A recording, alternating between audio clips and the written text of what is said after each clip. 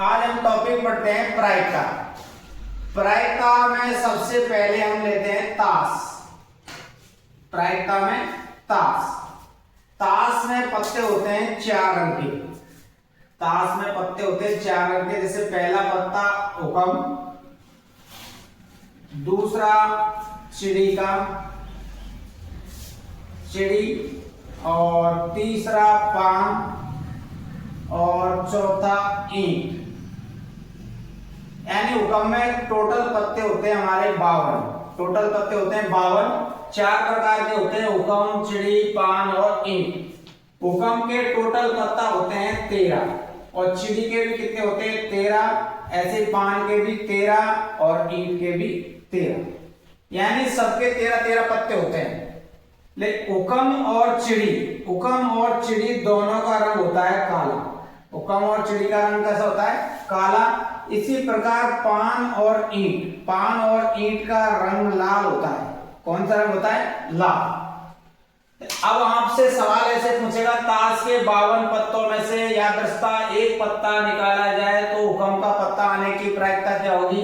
तो 13/52। प्रायिकता का सूत्र क्या होता है?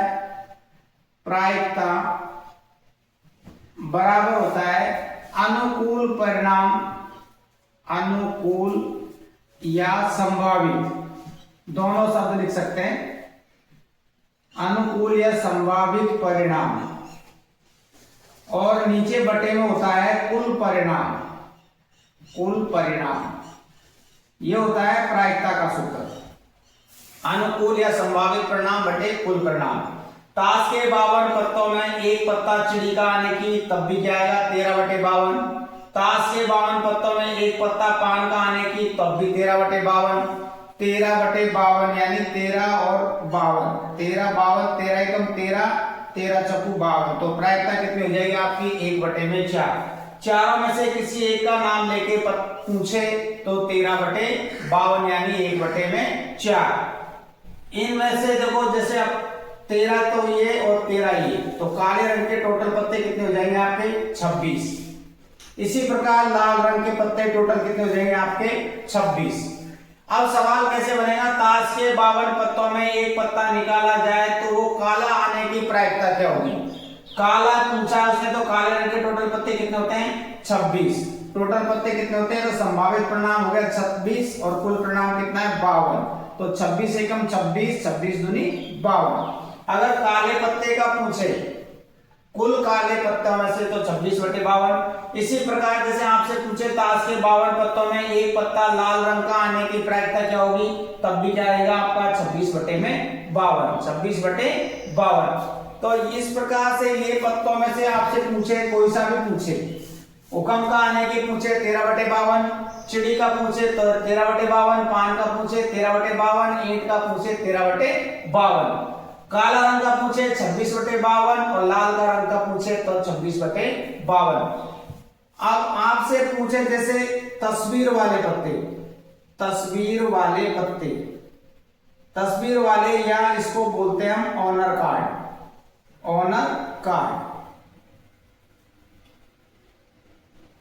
तस्वीर वाले पत्ते होते हैं आपका, एक तो होता है बादशाह, एक होता है बेगम, और एक होता है गुलाम। यानी तस्वीर वाले पत्ते कौन कौन से हैं? बादशाह, बेगम और गुलाम। देखो, बादशाह एक तो हुक्म का, एक चिड़ी का, एक पान का और एक ईंट का, यानी टोटल बादशाह कितने होते हैं? 4। इसी प्रकार बेगम हुक्म की, चिड़ी की बेगम, पान की बेगम, ईंट की बेगम, तो ये भी कितनी आएगी? 4। गुलाम हुक्म का बेगम, चिड़ी का गुलाम, पान का गुलाम, ईंट का गुलाम, ये भी कितने आएंगे? 4। तो कुल कितने हो जाएंगे तस्वीर वाले पत्ते? कुल हो जाएंगे आपके 12। कितने हो जाएंगे? 12। अब आपसे सवाल कैसे पूछेगा? ताश के 52 पत्तों में एक पत्ता निकाला जाए तो ऑनर कार्ड या तस्वीर का पत्ता आने की प्रायिकता क्या होगी? तो संभावित परिणाम तो कितना हो जाएगा आपका? 12, और कुल परिणाम कितने हैं? 52।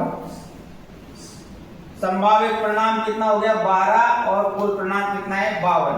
ठीक है।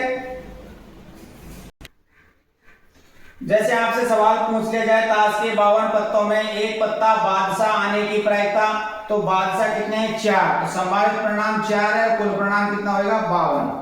इसी प्रकार बेगम के लिए पूछे ताश के 52 पत्तों में एक पत्ता बेगम आने की प्रायिकता, तो 4/52। ताश के 52 पत्तों में एक पत्ता गुलाम आने की प्रायिकता, तो गुलाम आने की प्रायिकता भी कितनी होगी 4/52। इस प्रकार जब बादशाह बेगम गुलाम में से किसी एक का नाम बोले तो 4/52, 4/52। अगर वो बोले हुक्म का बादशाह, हुक्म का बादशाह, केवल बादशाह शब्द पूछे तब तो आपको 4/52 लिखना है, तब तो 4/52। अगर वो किसी एक का नाम ले दे, इनमें से किसी एक का नाम लेके बादशाह बेगम गुलाम में से पूछे, तब प्रायिकता क्या होगी आपकी 1/52, 1/52। जैसे सवाल दे दिया ताश के 52 पत्तों में एक पत्ता ईंट का गुलाम आने की, गुलाम तो वैसे 4 होते हैं लेकिन केवल उसने ईंट का नाम लिया, तो फिर प्रायिकता क्या होगी आपकी 1/52। तो इस प्रकार से आप इनमें से सबकी प्रायिकता ज्ञात कर सकते हैं। एक बादशाह किसी का नाम लेकर पूछे तो 1/52, किसी एक का नाम लेके बेगम पूछे तब भी 1/52, गुलाम का पूछे तब भी 1/52। केवल बादशाह पूछेगा तो 4/52, केवल बेगम पूछे तो 4/52, गुलाम पूछे तो 4/52। कुल पूछे, कुल तस्वीर वाले पत्ते, कुल ऑनर कार्ड, तो फिर आएगा आपका 12/52। तो इस प्रकार से और आप इनमें से ताश के सवाल उनको आराम से हल कर सकते हैं। ताश के 52 पत्तों में एक पत्ता लाल रंग का आने की प्रायिकता 26/52। ताश के 52 पत्तों में एक पत्ता ईंट का आने की प्रायिकता 13/52। ताश के 52 पत्तों में एक पत्ता गुलाम आने की प्रायिकता तो 4/52। ताश के 52 पत्तों में एक पत्ता पान का गुलाम आने की, पान का गुलाम बोला, गुलाम तो 4 है लेकिन पान का नाम लिया है तो 1/52। इस प्रकार ये ताश के सवालों को आप आराम से हल कर सकते हैं। ताश के अब ताश खत्म होने के ताश के बाद में दूसरा टॉपिक है आपका पासा। पासे को उछालना, यानी पासे को एक बार उछालना और पासे को 2 बार उछालना। पासे को अपन एक बार उछालेंगे तो परिणाम होते हैं 1 2 3 4 5 6। एक बार उछालेंगे तो कुल परिणाम कितना आएगा आपका 6। पासे को एक बार उछालने पर कुल परिणाम आपका 6। अब इसमें से सवाल कैसे पूछेगा आपसे, एक तो पूछेगा अभाज्य संख्या, एक पूछेगा भाज्य संख्या, भाज्य संख्या, दोनों में से किसी प्रकार से पूछ सकता है। पासे को एक बार उछालने पर अभाज्य संख्या आने की प्रायिकता बताओ, पासे को एक बार उछालने पर भाज्य संख्या आने की प्रायिकता बताओ। तो इस प्रकार से ये सवाल पूछते हैं। इसमें से देखो आप अभाज्य संख्या कौन कौन सी हो जाएगी आपकी 1 2 3, तो संभावित परिणाम 3 और कुल परिणाम कितना आएगा 6। तो 3 एकम 3 और 3 दूनी 6। इसी प्रकार भाज्य पूछे आपसे तो 1 2 3, तो इसमें भी कितना आएगा 3 और बटे में 6, तो प्रायिकता आ जाएगी आपकी 1/2।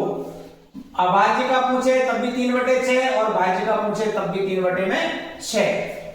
आप इनमें एक सवाल ऐसे पूछ सकता है, इसमें से किसी एक का भी नाम लेंगे, जैसे 5 से छोटी संख्या, 5 से छोटी संख्या, 5 से छोटी संख्या आने की प्रायिकता, तो 5 से छोटी संख्या कितनी है 1 2 3 4, तो संभावित परिणाम तो 4 रहेगा, कुल परिणाम कितना आएगा 6। 2 दूनी 4 और 2 तिया 6, तो प्रायिकता कितनी आ जाएगी आपकी 2/3।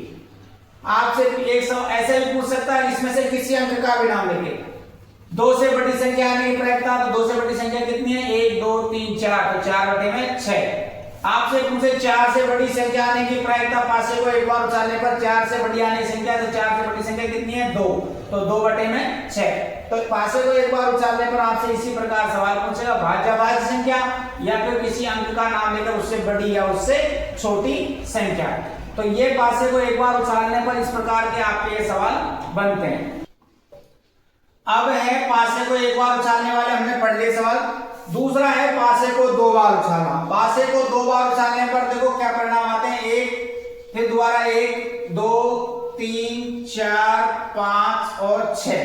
अब पासे को 2 बार उछालते हैं तो कुल परिणाम कितना आता है? कुल परिणाम आएगा आपका 36। कुल परिणाम कितना आएगा आपका? 36 आएगा। अब इसमें सवाल आपसे कैसे पूछेगा? पासे को 2 बार उछालने पर अंकों का योग, अंकों का योग कोई भी संख्या दे सकता है, वो 9 आने की प्रायिकता, जैसे दे दिया इसने, पासे को 2 बार उछालने पर अंकों का योग 9 आने की प्रायिकता। तो अब इनमें आप इन संख्याओं को आड़ा तिरछा कैसे भी करके योग करना आना कितना चाहिए? 9। योग कितना होना चाहिए? 9।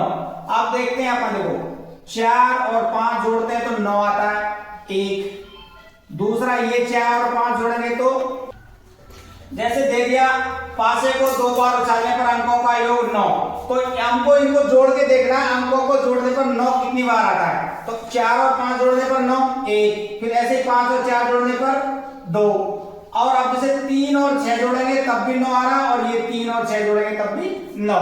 तो संभावित परिणाम कितने हो गए?